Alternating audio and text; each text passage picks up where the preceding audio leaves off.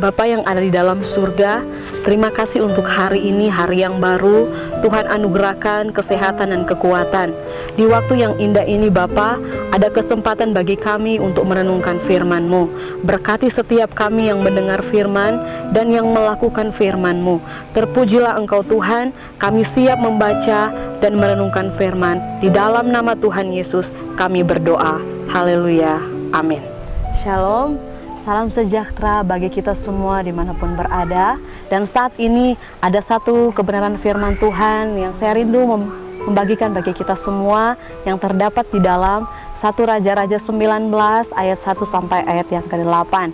Dalam bagian firman Tuhan ini, di sini menceritakan tentang seorang nabi yang dipakai Tuhan secara luar biasa. Dikatakan juga dia seorang yang beriman, dia mengadakan mujizat dalam pelayanannya. Akan tetapi dari semuanya itu ternyata dia juga sebagai dalam keterbatasannya sebagai manusia, dia memiliki kelemahan. Oleh karena itu pada kesempatan ini tema perenungan kita adalah Tuhan menolong mereka yang gagal. Dikatakan di sini bahwa Nabi Elia dalam pelayanannya ternyata ada kelemahan yang ternyata ada dalam diri pribadinya. Kalau kita baca dalam bagian firman Tuhan ini dikatakan bahwa ketika Nabi Elia itu diketahui oleh Ratu Isabel, dia telah membunuh Nabi Baal dari Ratu Isabel. Di sana ada kemarahan dari Ratu Isabel. Akan tetapi Ratu Isabel dia tidak berhenti sampai di sana saja, tapi dia mengancam, dia menyuruh seorang suruhan menyampaikan kepada Elia bahwa Elia akan dibunuh. Nah, dalam bagian firman Tuhan ini ternyata Nabi Elia dia merasa takut. Ini yang saya katakan tadi bahwa Elia memiliki keterbatasan. Ada ketakutan, bukan hanya itu saja. Ketakutannya itu bukan hanya dia tinggal di tempat, tetapi dia melarikan diri ke padang gurun yang 1 hari perjalanannya.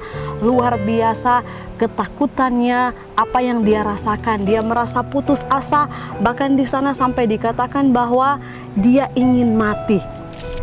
Namun ada pertolongan Tuhan yang nyata dalam kehidupan Nabi Elia.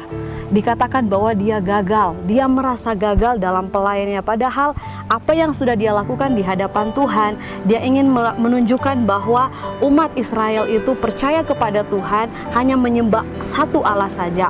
Akan tetapi ketika diketahui oleh Ratu Isabel, dia ada ketakutan. Dia lari ke Beersheba, dia lari ke padang gurun, dia menyingkir di sana. Dan yang pasti dalam perjalanannya dia merasakan yang namanya ketakutan.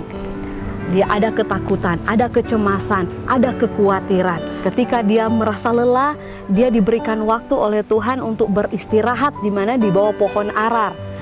Bukan hanya itu saja, tetapi Tuhan mengirimkan dia malaikat untuk membawa makanan dan minuman. Bukan hanya 1 kali tapi 2 kali. Untuk apa? Untuk memperlengkapi dia untuk perjalanannya ke depan. Itu adalah pertolongan Tuhan, bukti pertolongan Tuhan kepada Elia. Sekalipun dia merasa gagal, sekalipun dia merasa bahwa dia tidak ada apa-apanya lagi, tetapi Tuhan menolong dia. Tuhan memberikan kekuatan lewat apa? Lewat makanan, minuman. Dia bisa beristirahat di bawah pohon arar, sehingga dikatakan bahwa Elia dia mampu berjalan selama 40 hari 40 malam. Di dalam dunia saat ini kita masih dikejutkan atau kita masih heboh dengan adanya pandemi COVID-19. Namun kita percaya bahwa sampai pada hari ini kita boleh ada, kita boleh bekerja, kita boleh beraktivitas. Itu semua saya percaya karena pertolongan Tuhan. Dalam kekhawatiran, dalam kecemasan, kita harus yakin bahwa ada Tuhan yang tidak pernah membiarkan kita. Ada Tuhan yang selalu akan menolong setiap pribadi kita. Melalui firman Tuhan ini kita belajar apa? Di sini Tuhan menunjukkan bahwa ketika Elia mengalami hal ini, itu Tuhan tidak membiarkan. Tapi Tuhan ingin menunjukkan bahwa sehebat apapun, sekuat apapun orang tersebut, pasti tanpa pertolongan Tuhan dia tidak bisa berbuat apa-apa. Puji nama Tuhan, Tuhan Yesus memberkati kita semua. Shalom.